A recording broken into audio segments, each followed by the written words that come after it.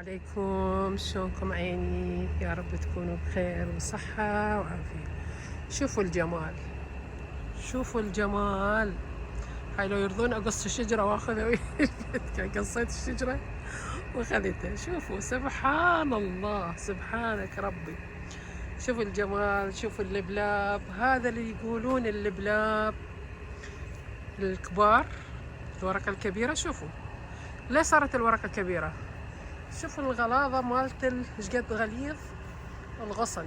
هسه لو يرضى هذا صاحب يا صديق زوجي، لو يرضى اشلعها هذه اخذها هي. كان سويت فيديو دمار. شوفوا شلون مستلقى على الشجرة. ليش صارت على الشجرة؟ ليش صارت على الشجرة؟ شلون صارت بهذا الشكل؟ صار الحجم كبير الأوراق لأن الظروف المناخية المناسبة موجودة، من رطوبة، من إضاءة قوية، من شمس مباشرة كم ساعة، وباقي النهار شمس مغربلة لأن هي مستلقى على الأشجار. شوفوا جمالها. أكو أخوة يقولون بأنه اللبلاب أكو أوراق كبيرة وأكو أوراق صغيرة. لا، للمعلومة، ودا أشوف كثير أصحاب قنوات وأصحاب جروبات يتكلمون بهذا الشيء، مع الأسف معلومات كلها غلط. هو نفسها، والدليل هذه. شوفوا هذا الغصن، خليني أشوفه أشيل لكم إياه. شوفوا هذا هو عادي، بما أنه ما مستلق على الأشجار هو عادي. شوف الألوان ما شاء الله. بينما من استلقت على الشجرة أخذت كل الفائدة من الشجرة، من رطوبة، من تركيب ضوئي، بدون سماد. لا سماد من سماد الأمبيكي وسماد الهيوميك أسيد كل ما تحتاج. شوفوها سبحان الله، لأن الظروف مناسبة. بينما إذا داخل البيت أنا وياكم نستخدم سماد. هنا وجدت الظروف المناسبة، الرطوبة عالية عندنا جدا جدا. احنا هنا بتامبا فلوريدا، ولاية فلوريدا الأمريكية. شوفوا حتى جلد النمر هذه، شوفوا ايش قد عريضة. قبل فترة شوفوا ايش قد عريضة ورا. قبل فترة كانت مزهرة، بس هو كان صاحب البيت ما موجود حتى يقدر مثلا اشوف لكم اياها. وطبعا اكيد يعني صعب شوية مثلا اصور حتى وهو ما موجود صاحب البيت هنا، حتى اخذ راحتي بالتصوير، ولازم استأذن. حتى صح هو عراقي واصدقائنا، بس لازم الاستئذان حلو حتى اقدر اطلع الفيديو واني مرتاحة من عنده. هذا هو كليته موجود هذا بالارض. شوفوا وين ماشية، لاقي ظروف مناسبة مناخية مناسبة لوين واصلة. شوفوا هذه هذه الأغصان حتى عندها جذور. شوفوا جذورها ماسكة بالأرض. هذه كليتها. هذه من هاي الجهة، وخلي أشوفكم الجهة الثانية شلون صاعدة. وهنا شوية صعب أدخل لأن ما أريد أدوس عليها بصراحة. هنا بدون. شوفوا شلون السماد اللي ماخذته من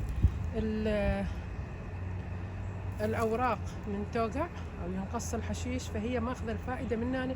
هاي بمرور الوقت هي تتحلل وتصير سماد طبيعي. هنا احنا نقص الحشيش، نقص الحديقة، وأكثر الأغصان الضعيفة مثل الحشيش وغيرها الأغصان أوراق الأشجار تبقى بالحديقة حتى هي بمرور الوقت هي تصير سماد.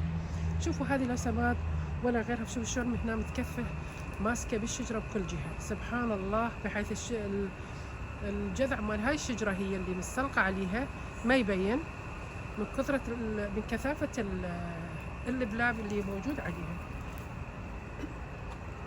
هاي شو رأيكم؟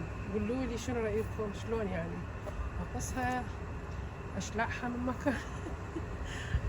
هسه طلعنا من المسجد وحبيت أشوف لكم شنو الأشياء اللي هي موجودة هنا.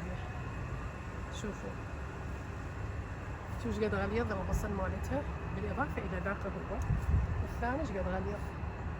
خلي اقرب الصوره شويه حتى تشوفوا. شوفوا ايش قد غليظ الغصن مالتها.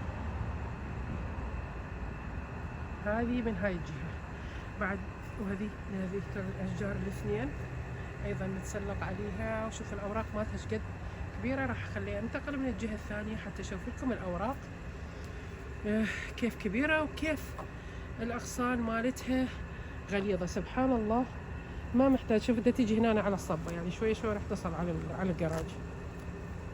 كثافتها وجمالها. خلينا ننتقل من الجهة الثانية، بس ما أقدر يعني أشوف نفسي أقدر أدخل ولو، لأن الحشيش سوري ما أقدر، لأن الحشيش عالي وأخاف أنا الصراحة من الحشرات هذه. شوفوا جمالها. شو رأيكم؟ كتبوا لي بالتعليقات. طبعا هذه أنا أقصد على ذاك الجهة. شوفوا الأوراق كبيرة، بحيث الأوراق صار مثل القفص الصدري مشرحة. شو رأيكم؟ كتبوا لي والله بالتعليقات، رحمة لأهلكم. شو رأيكم بهذا الموضوع؟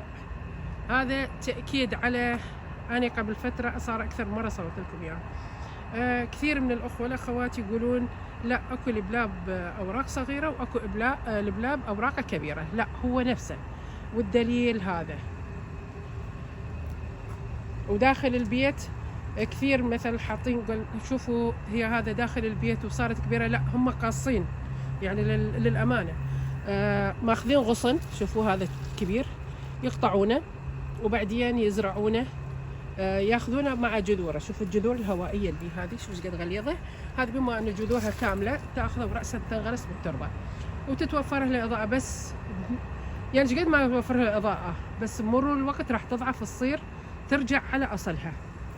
هنا لان هي خارج البيت، ماخذه الرطوبه، ماخذه الاضاءه، ماخذه السماد الطبيعي من الاوراق مال الاشجار والتربه، ايضا رطبه، فلهذا صارت بهذا الجمال. اكتبوا لي بالتعليقات وقولوا لي شنو رايكم، واذا عندكم اي معلومه ممكن تضيفوها. شوفوا هنا شلون اروح، سامحني شلون انا راح، بس ما اقدر والله. كان شفت لكم اياها هي، انا شوفوا هي ضعيفه، صعدت على الشجره صارت غليظه، بس ابين لكم الفكره.